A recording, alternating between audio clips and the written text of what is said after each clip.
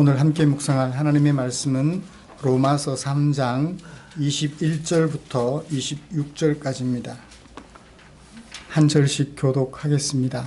이제는 율법 외에 하나님의 한 의가 나타났으니 율법과 선지자들에게 증거를 받은 것이라. 우리는 지난주에 로마서 3장 9절부터 20절까지 말씀을 통해서 죄 아래에 있는 세상 이라는 사실에 대하여 결론으로 살펴보았습니다. 그 세상에 살아가는 그 누구도 죄 아래서 벗어나 살고 있는 사람은 없다.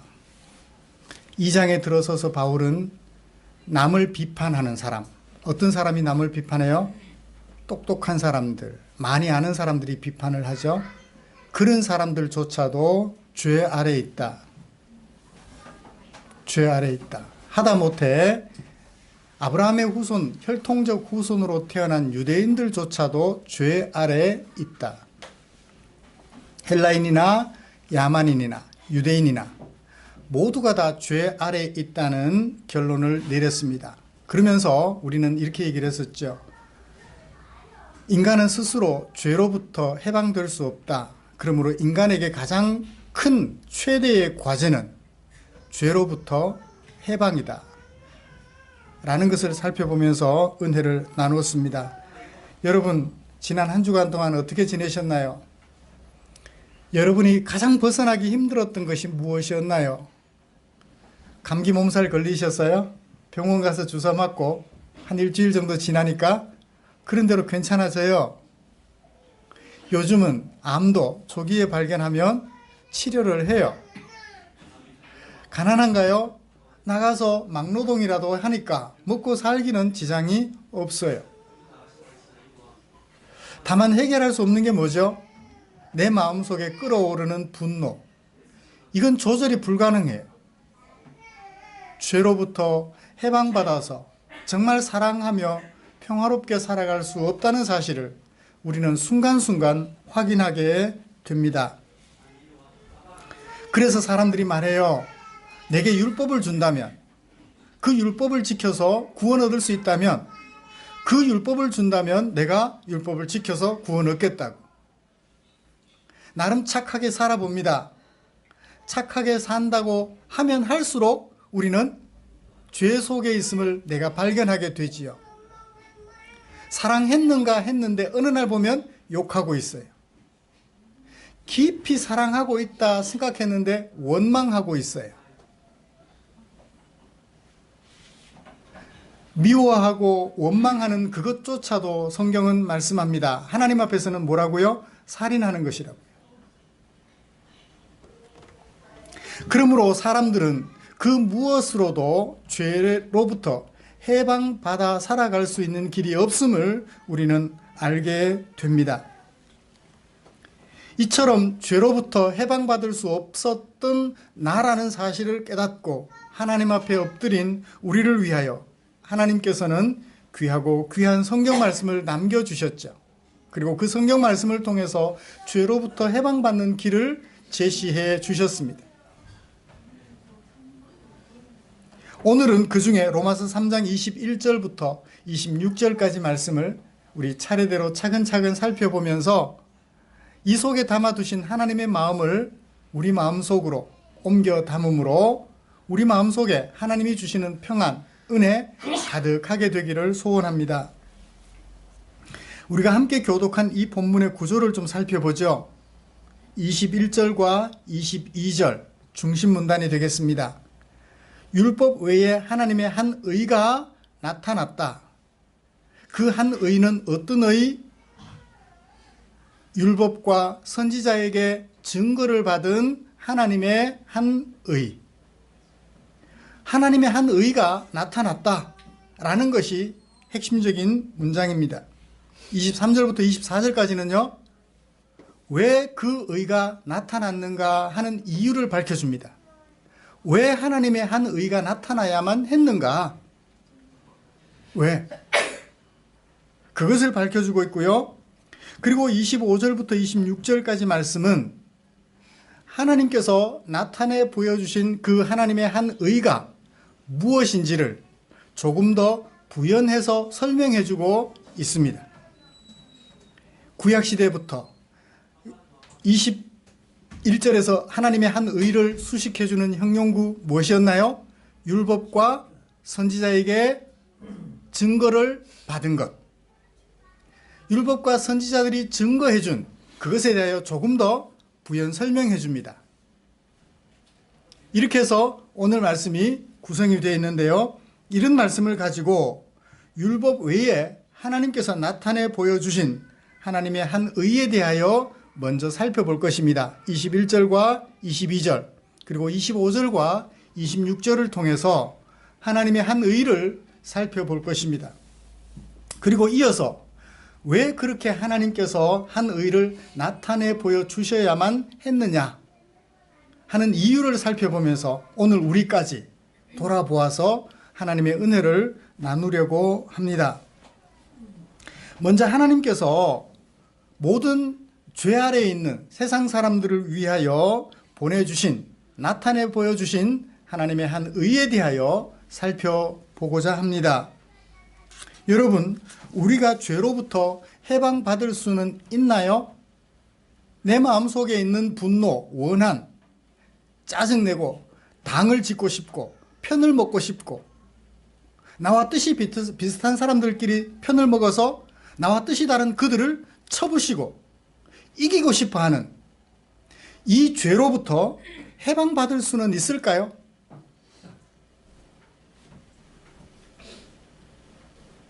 당하고는 살기 싫은, 그래서 되갚아주고 싶어하는 그것이 죄의 결과라면 그것으로부터 우리가 해방받아 살아갈 수는 있기나 할까요? 질문을 한번 던져보십시오. 뭐 해방받으려고 노력해 그냥 대충 살다 가면 되지. 그죠? 뭐 죄로부터 해방받으려 그래 적당히 살다 가면 되지 뭐. 안 그런 사람 누가 있어? 그런 생각들을 우리가 하기 쉬운데요. 이 죄로부터 해방받아서 남은 내 인생만큼이라도 멋있게 살다 갈 수는 없을까? 라고 고민해 보신 적은 없나요? 사실 죄로부터 해방받을 수 없다라고 결론을 내리는 데서부터 기독교 신앙은 시작됩니다. 그래, 내가 애쓰고 힘쓰고 수고해도 이 죄로부터 해방받아서 살아갈 수는 없어 라고 인정하는 데서부터 기독교 신앙이 시작이 돼요. 그거 인정 못하면 기독교 신앙은 필요가 없어요. 굳이 여기 나와서 앉아있을 이유도 없고 굳이 힘들게 벌어서 헌금할 이유도 없어요. 뭐하라고 헌금해요? 내 미래를 위해서 쌓아두지. 하나님께서 율법을 제외하고 죄로부터 해방을 위하여 나타내 보여주신 한 의가 있기 때문에 우리는 이 죄로부터 해방받아서 남은 인생을 누가 보아도 아름답게, 누가 보아도 저 사람은 소금으로서 빛으로서 멋있는 삶을 살고 있다라고 부러워할 만한 아름다운 삶을 살 수 있는 길이 주어진다는 것을 오늘 바울은 얘기하고 있어요. 율법 외에 나타난 한 의, 그것은 무엇일까요? 21절과 22절에서 바울은 로마 성도들에게 소개해 주었습니다. 하나님의 한 의가 나타나게 되었다. 어떤 의? 율법과 선지자들이 꾸준히 증거해 준 그 한 의가 나타나게 되었다. 옛날부터 선지자들이 그리고 하나님의 말씀 속에서 꾸준히 얘기해 준 하나님의 한 의. 어느 날 갑자기 나타난 의가 아니라는 거예요. 어느 날 갑자기 어떤 사람이 나타나서 나를 따르라. 여러분, 그 사람 따를 수 있나요? 뭘 믿고 따라요?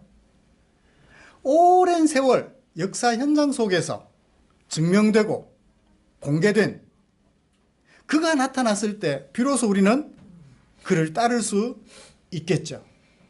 그래서 바울은 말합니다. 오래전부터 율법과 선지자들이 증거해준 그 하나님의 한 의가 이제 역사 현장 속에서 구체적으로 현실적으로 나타났다는 것입니다. 그게 뭘까요? 22절 곧 하나님의 한 의를 수식해주는 동격의 메시지가 있습니다.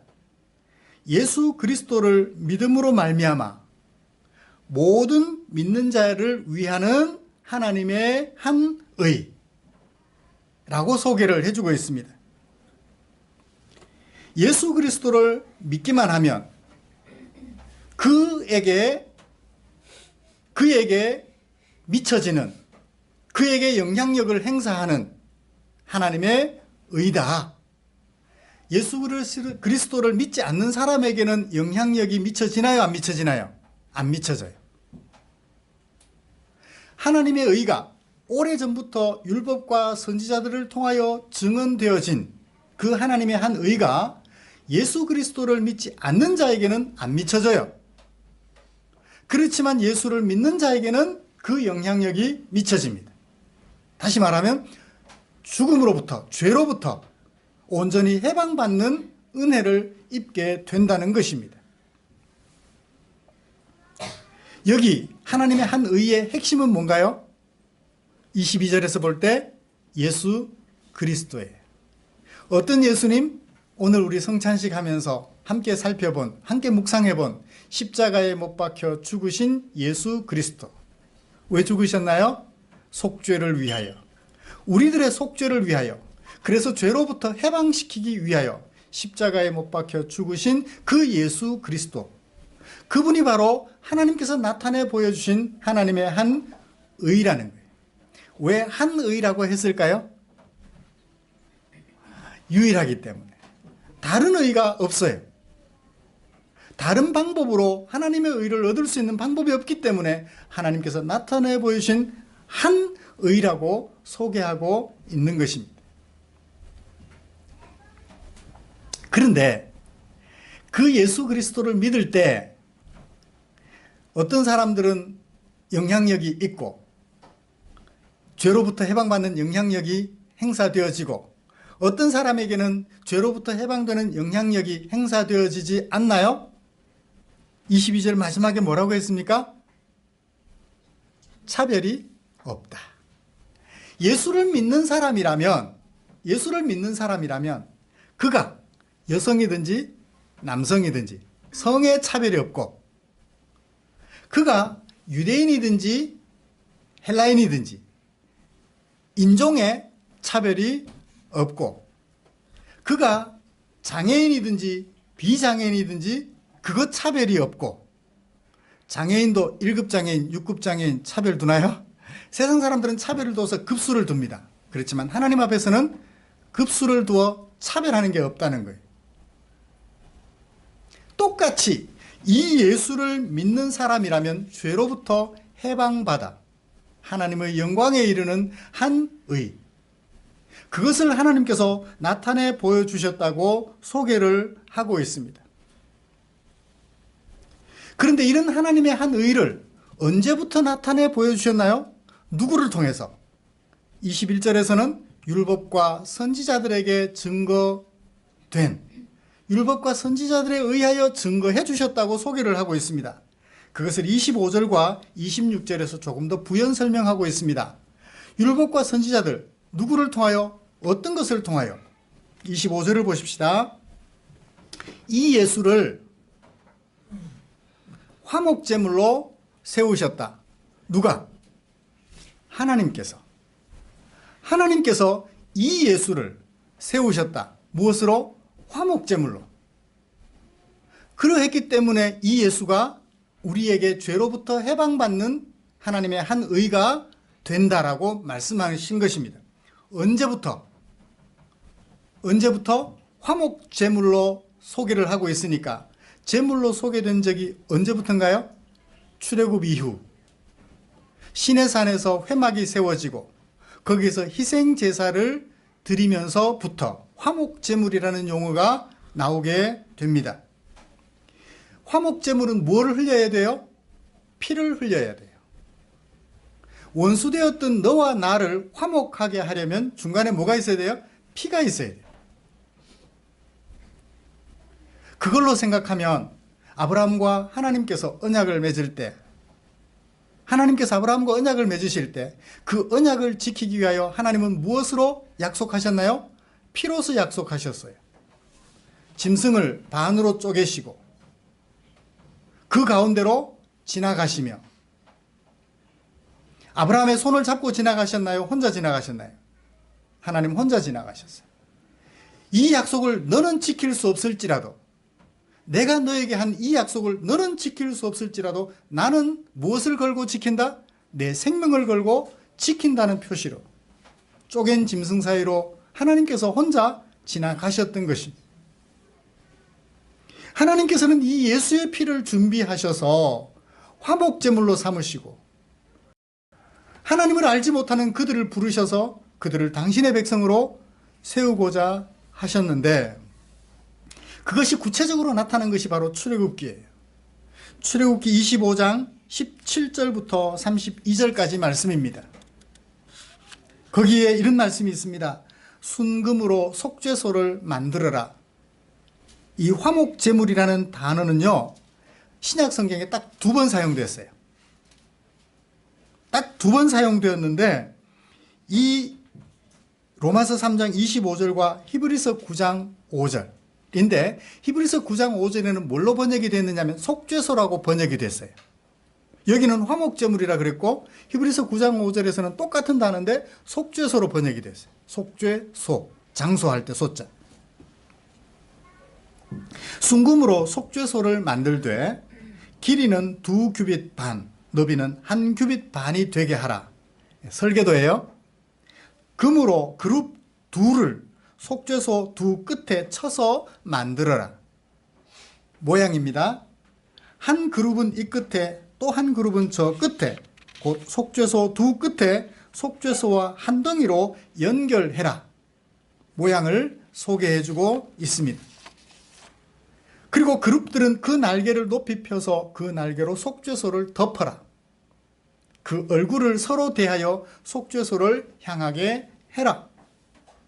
속죄소를 궤 위에 얹고, 여기 궤는 언약궤, 언약궤 위에 얹고 내가 네게 줄 증거판, 모세가 시내산에서 받았던 십계명 기록한 2 돌판을 그 속에 넣으라. 언약궤 모양이 그려지죠? 사각으로 된 언약궤에, 사각이 아니죠, 육면체로 된 언약궤 위에 2 그룹들이 서로 마주보고 있는 그 모습이 상상이 됩니다. 그리고 22절에 마지막으로 들려주시는 말씀이 있어요. 그렇게 하면 거기서, 어디서? 속죄소에서.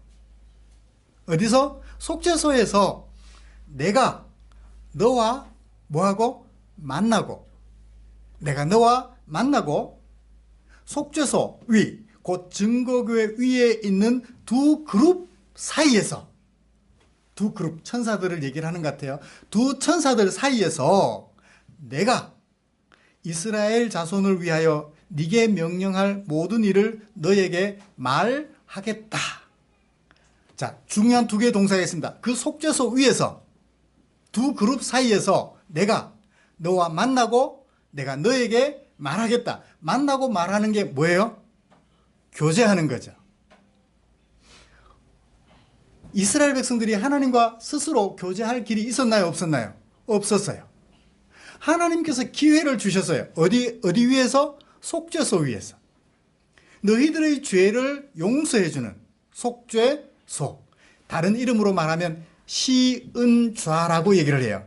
줄 시자, 은혜 은자, 자리 좌자. 시은좌, 은혜를 베풀어주는 자리.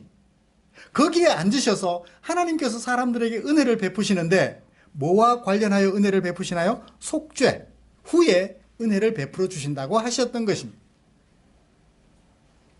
예수님이, 하나님께서 우리에게 찾아오셔서 속죄의 은혜를 베푸시고 교제하시며 하나님의 영광의 자리로 우리를 이끌어 들이시는 그 역할을 하는데, 누가 그 역할을 해요? 예수께서 그 역할을 하신다는 거예요. 무엇으로? 당신의 피로. 이게 바로 하나님께서 선지자들과 율법을 통하여 증거해 주신 하나님의 한 의, 우리가 의를 얻는 한 방법이었던 것입니다. 자, 그것은 이미 이전부터 증거된 것이에요. 자, 오늘은 어떻게 됐나요? 26절. 길이 참으시는 중에 그것을 선지자들과 율법을 통해서 잘 증거해 주시면서 백성들이 늘 하나님 앞에서 바르게 살았나요? 아니에요. 그래서 길이 참으시는 중에 이때는 언제? 2000년 전 예수님 때 누가? 하나님께서 나타내셨어요. 무엇을? 자기의 의로우심을 나타내셨어요. 말만 하는 것이 아니라 말이 역사 현장 속에서 현실이 되게 하시는 거죠. 무엇을 위해서? 자기도 의롭고 또 예수 믿는 자도 의롭다 하시려고 마침내 선지자들과 율법을 통해서 증거되어 얻은 것이 뭐가 되게 하셨다? 현실이 되게 하셨다 라고 소개를 해주고 있는 것입니다. 사랑하는 성도 여러분, 우리 하나님께서 이스라엘 백성들을 부르시고 그들을 하나님의 백성으로 세우기 위해서 오래전부터 예언하시고 그리고 기다리고 기다리셨다가 마침내 때가 되매 약속하셨던 그것이 현실이 되게 이루어 주셨어요. 그것이 바로 하나님께서 그들을 위하여 예비해 두셨던 한 의입니다. 그들이 의롭게 되어 하나님과 교제하게 되는, 죄로부터 해방되어 하나님과 교제하게 되는 길이었죠. 자, 이스라엘 백성들에게 베풀어 주셨던 그 은혜는 오늘 누구에게도 영향을 미치나요? 우리들에게도. 예수를 믿는 모든 자들에게 차별 없이 은혜를 베풀어 주셔서 죄로부터 해방되는 삶을 살게 해주시며 하나님의 영광에 이끌어들여 하나님과 교제하게 해주시는 것이죠. 거기에 나이 많은 사람, 나이 어린 사람 차별하지 않으셔요. 건강한 사람, 건강하지 못한 사람 차별하지 않으셔요. 얼굴이 검은 사람, 하얀 사람, 누리끼리 한 우리 같은 사람들 차별하지 않으셔요. 키 작은 사람, 키 큰 사람 차별하지 않으셔요. 공부 많이 한 사람, 적게 한 사람, 못한 사람 차별하지 않으셔요. 지적 능력이 높은 사람, 지적 능력이 낮은 사람 차별하지 않으셔요. 이 예수 그리스도를 믿는 믿음에 있어서 누구도 차별하지 않으시고 죄로부터 해방받아 하나님의 영광에 들어가 살게 해주시는 하나님. 어느 날 갑자기 그렇게 하시는 것이 아니라 사람을 만드신 것으로부터 시작해서, 만드신 그때로부터 시작해서 지금까지 이런 하나님을 여러분들은 어떻게 평가하고 싶으세요? 평가할 수 있는 용어, 이런 하나님에 대하여. 내게 이런 죄로부터 해방되는 삶을 살기 위하여 만드시고 때가 되어서 피로서 우리를 의롭게 하실 것을, 죄로부터 해방받게 해주실 것을 약속하시고 때가 되어 그 일을 이루어주신 하나님의 모습을 보시면서 그 하나님에 대하여 어떻게 평가할 수 있을까요? 어떤 단어로?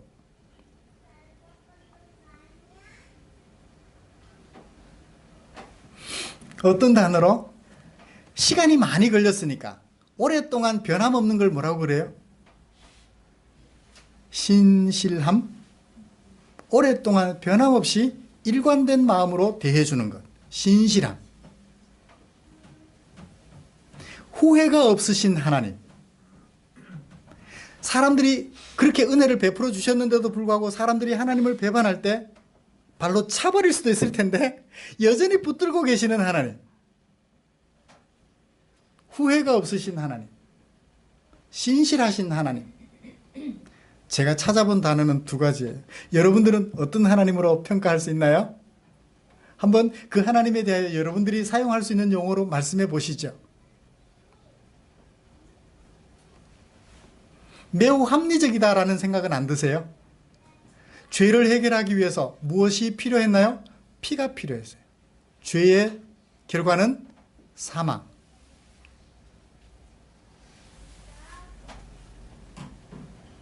그죠? 굉장히 공의롭고 합리적이에요. 그 죄값을 누가 받으셨죠? 하나님께서 받으신 거예요. 누구의 피로? 당신의 아들의 피로. 그 깊은 사랑이 느껴지나요?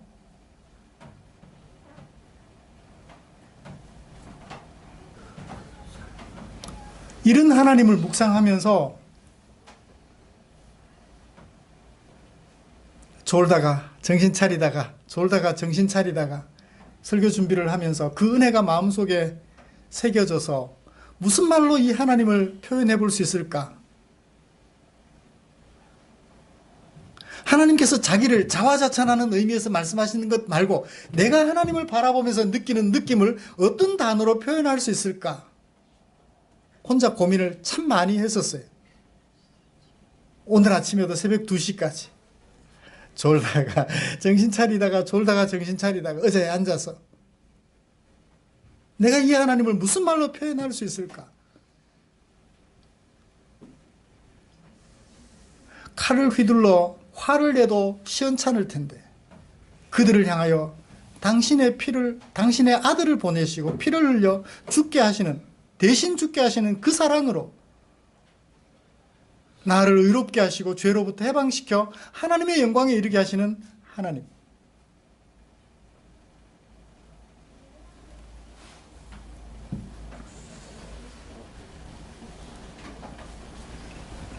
이 하나님을 깊이 새기면 새길수록 그 하나님에게 마음을 많이 빼앗기겠죠.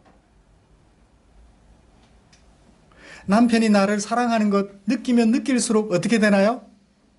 그 남편의 사랑의 품에 편히 안기고 싶겠죠. 부모님의 사랑이 느껴지면 느껴지는 만큼 부모님의 품 안에 기어 들어가고 싶겠죠. 사랑하는 성도 여러분, 제가 느꼈던 하나님에 대한 감동이 이 자리에 앉아 계시는 여러분의 마음속에도 똑같이 일어나고 있는지 매우 궁금합니다. 그러면 하나님께서는 왜 이렇게 희생적이며 공의로우시며 신실하시게 이런 하나님의 한 의를 준비하셔야만 했을까요? 23절, 왜냐하면 원문에는 있는데 우리말 번역은 없습니다. 영어 성경만 해도 for라는 관계 부사를 써서 이걸 분명히 나타내 보여주고 있지만 우리말 성경은 그렇게 나타내 보여주고 있지를 못해요. 23절에 모든 사람이 죄를 범하였기 때문에 라고 번역한다면 될 것 같기는 해요. 볼까요? 모든 사람이 죄를 범했기 때문에. 그래서 뭐 했기 때문에? 하나님의 영광에 이르지 못했기 때문에. 그것을 불쌍히 여기신 하나님께서 그 사람들의 죄를 사하시고 뭐 하시려고? 하나님의 영광에 이르게 하시려고 하나님께서 한 의를 예비해 두신 거예요. 율법을 예비해 두신 것처럼 말씀하셨지만 율법은 죄를 깨닫게 하고 하나님 은혜가 아니면 안 됩니다라고 생각나게 하기 위하여 율법을 주셨을 뿐 율법을 통하여 구원받으라고 주신 것은 아니었어요. 물론 율법을 지키면 100% 지키면 하나님의 뜻과 똑같으니 구원받을 수 있겠죠. 그러나 그럴 사람은 없어요. 그리스도 예수 안에 있는 속량 통하여서 하나님의 은혜로 값없이 무엇을 얻게 하시려고? 의로운 자라라는 사실을 얻게 하시려고 하나님께서는 이렇게 죄인들을 위하여 하나님의 한 의를 예비해 두셨던 것입니다. 우리 창세기 살펴볼 때 돌아보십시다. 아담과 하와도 하나님께서 지어주셨지만 그들이 죄로부터 스스로 해방될 수 있었나요? 한동안은 하나님을 아버지라 부르며 행복하게 사는 것 같았습니다. 그런데 선악을 알게 하는 나무의 열매를 먹는 순간 죄로 깊이 빠져들고 말았죠. 그 아들 가인은 어땠나요? 죄를 다스리라고 하나님께서 그렇게 말씀하셨지만 결국 죄의 노예가 되고 말았습니다. 동생을 죽이고 말았습니다. 아벨 대신 주신 셋의 후손 노아는 어땠을까요? 의로운 삶을 살았다고 소개를 했습니다. 그래서 방주를 통하여 구원을 해주셨습니다. 그렇지만 방주에서 내려가는 순간 노아는 어떻게 했나요? 다시 사람의 딸들과 결혼하는, 사람의 딸들이 되고 마는 그런 노아였습니다. 그 셋의 후손인 아브라함은 어땠나요? 우상 만들어 팔아 장사하는 그런 사람이었죠. 하나님의 부르심을 받은 후에 아브라함은 그러면 괜찮았나요? 아니에요. 여전히 죄 가운데 살아갑니다. 모든 이스라엘 백성들도 죄로부터 자유롭지를 못해요. 자, 그때는 그 사람들이고 오늘 우리에게로 와봅시다. 저와 여러분들은 어떤가요? 죄로부터 자유로운가요? 남편을 생각하면 기쁨으로, 어떤 때는 사랑으로 다가가다가도 어떤 날은 절벽같이 느껴져요. 아내를 보다가 어떤 날에는 사랑으로 다가가는데 어떤 날은 절벽처럼 여겨져요. 마지못해 살아요. 처음에는 사랑으로 결혼했는데 시간이 지나면서 누구 때문에 살아요? 자식 때문에 마지못해 살아요. 늙으면 이제 갈 데 없어서 같이 살아요.